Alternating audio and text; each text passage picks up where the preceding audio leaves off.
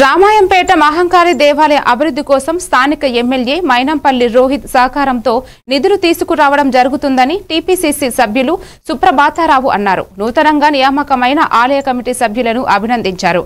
ఈ నెల 18వ తేదీ నుండి నిర్వహించే ఆషాఢ మాస ఉత్సవాలు, ఆలయ వార్షికోత్సవ ఉత్సవాలను ఘనంగా నిర్వహించేందుకు ప్రతి ఒక్కరూ సహకరించాలన్నారు. ఈ కార్యక్రమంలో మున్సిపల్ మాజీ కౌన్సిలర్లు దేమే యాదగిరి, సుందర్ సింగ్, చిలుక గంగాధర్, అల్లాడి వెంకటేష్, చింతల స్వామి, బాలు, పోచమల అశ్విని, శ్రీనివాస్, దామోదర్, కాంగ్రెస్ నాయకులు, కార్యకర్తలు పాల్గొన్నారు.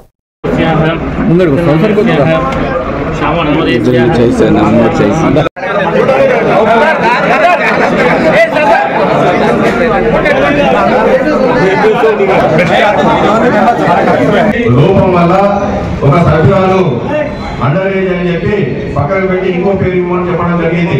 మేము 13 మంది పేర్లు ఇవ్వడం జరిగింది. అయితే అందులో 12 మంది పేర్లు దోమకొండ యాదగిరి, మరకు గంగారాం, పిట్ల ప్రకాష్, దొరగొల్ల అనిత, దారం సంతోష్, భూమ కిషన్, గుడాల లింగం, వీర రామచంద్రం, మంగళి సత్తయ్య, రామావత్ మంజుల, సామల రవి, ఈ 12 మందిని ప్రభుత్వం గుర్తించి జీవో విడుదల చేయడం జరిగింది. ఒక సభ్యురాలు సౌమ్య అండర్ ఏజ్ చెప్పి ఇవ్వడం జరిగింది.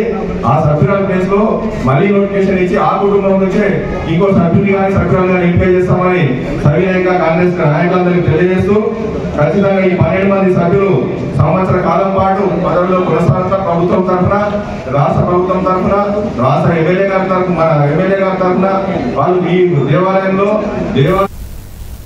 మరిన్ని అప్డేట్స్